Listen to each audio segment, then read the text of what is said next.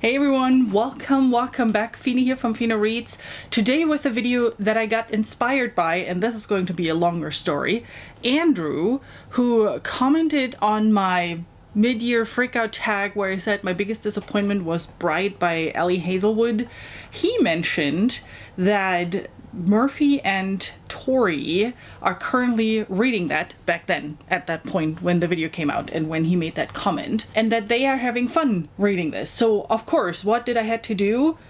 Stalk their channel to finally then see the video where they share their experience with reading Bride by Hazelwood, which was super fun. I'm linking both of the videos down below so you can watch them. But that got me kind of thinking, you know, because I do that every now and then. I read Bride back in March, and actually it was kind of a fun reading experience. The reason why I read Bride, besides the fact that it was a new Hazelwood book, was that I was kind of craving werewolves for whatever reason.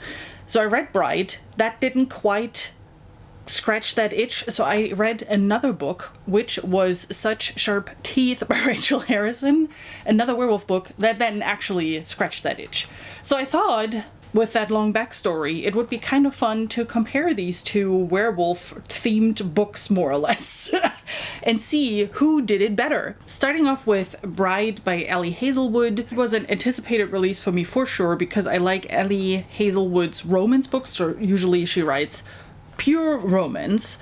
They are all rather similar, not just in the sense where romance is all very similar with the people get together at the end and happy ending and whatnot, but just the way her story progresses, all the books she writes are very similar. So I was expecting something like that, just with a paranormal setting.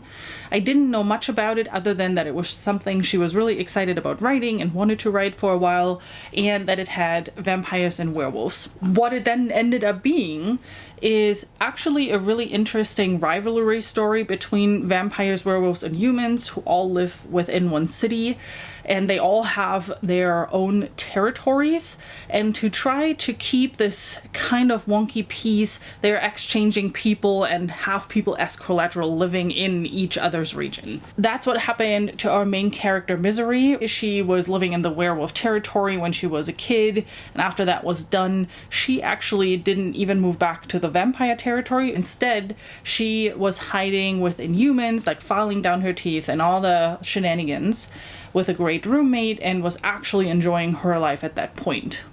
Enter her brother, who now decides to marry her off for yet another season of, hey, we need to keep the peace here, so I married you for 1 year to the werewolf alpha, and you have to live there for a year. That actually is not really cool, but it fits in Misery's current situation because something happened with her roommate and she was trying to figure out what it was, and her lead led to the werewolf alpha. So she says, yep, I'll do that, and moves in with him, marries him, moves in with him.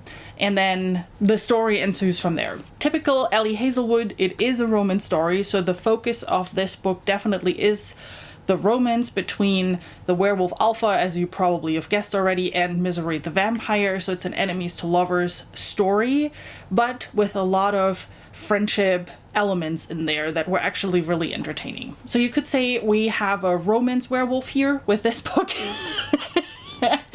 What I liked about it was a super quick and fun read, very entertaining. The romance was fun, very typical Hazelwood. If you've read any other books by her, you get a very similar recipe here again. I also really enjoyed the entanglements from a friendship perspective between the different characters, like the younger werewolf that was running around. Was it his daughter? It has been March, so it has been a couple of months. I think it was the werewolf's daughter, but I'm not 100% sure. It could have been his niece too. I'm not sure. It was a younger werewolf that was running around this house.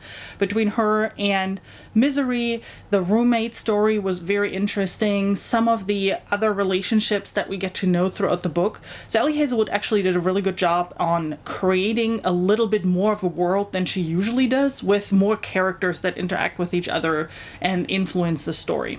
I actually also liked kind of the background, even though it was light on the lore. I liked that little bit of lore to add to the story. It made it just a bit more than a romance. That is something I didn't like, though, at the same time, because It was very high level. There was not a whole lot of thought put into the lore. It was not a deep dive, gritty thing that you can put your teeth in. In some cases, it even had a convenience moment where something with the lore then was explained that conveniently fit the situation. But then again, that's kind of what the expectation is if you read a book like that, right? I'm not expecting a high fantasy book from something like Bright. I'm expecting a paranormal werewolf romantasy, whatever the subcategory is nowadays. It was fun for that. I think I gave it 3 stars back then.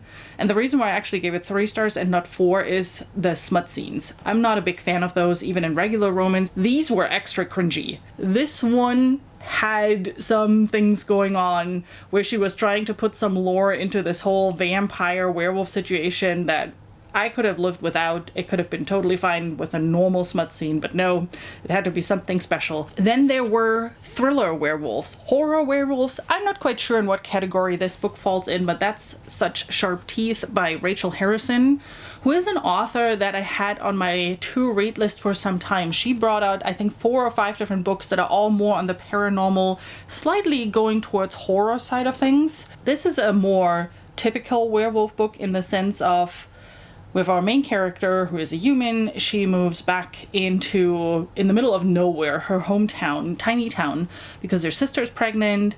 She is on her own, so Rory wants to help her sister get through this pregnancy and just be there for her, right? Problem is, within the first days she is there, she goes out to the bar just to settle in, have a drink with an old friend, and then on her way home, she hits a deer. Problem is, the deer is already dead, so she didn't kill the deer while she was driving. But while she is investigating what happened there, she gets attacked by a big animal. So in that sense, more a typical werewolf story, as in the main character actually gets bitten and then transforms into a werewolf. And that's the main part of the story. Her transformation, how she deals with it, how she uncovers it, and how she integrates it into her life in her little hometown, really. The other part of the story is between her and her sister and her mother. There's a lot going on in that relationship. Trigger warning here for emotional trauma, especially growing up, relationship with the mother, all those kind of things. I definitely had a lot of moments where I was like, oof, okay, this is hitting way closer to home than I wanted it to, but it was handled very well. What I really liked about the book is that growth aspect of Rory as a character, from she is now turning into a werewolf, so how does she deal with the transformation, with that rage, anger that she all of a sudden feels due to her being a werewolf, and also the growth for the relationship between her sister, her mother, her friends, and how she integrates herself back again into that life that she left for a reason back then. Rachel Harrison did an amazing job in outlining these dynamics and showing an amazing character growth throughout the book. Something that I find is probably really hard to write, which is why you don't see it as often, but it is so rewarding to read when it is well done, like in this story. The other aspect that I liked are kind of the dark, small town vibes that this book is giving. You know, of course, she is on her move at night while she is transforming. It's night out, right? She's in the forest. Rachel Harrison set an amazing atmosphere throughout the book, which helped with that slightly horror-leaning aspect of the book as well. Sorry, take 2. My microphone decided to stop working, so I have a bunch of me waving in front of the camera, but without knowing what to say. Thankfully, I was pretty much done. And I just wanted to close out the video by asking you, which book would you lean towards when you're like, oh, I would love to read something with werewolves in them? Is it the romance werewolf, or is it the thriller horror kind of more traditional werewolf? Let me know that in the comments. Also, are there any other werewolf books that you love, that you have read, that you really enjoyed? Again, thank you to Andrew and Tori and Murphy for inspiring me to make this video. It was a lot of fun to talk about these 2 werewolf books, and it was also, of course, a lot of fun to watch you guys' videos talking about Bride.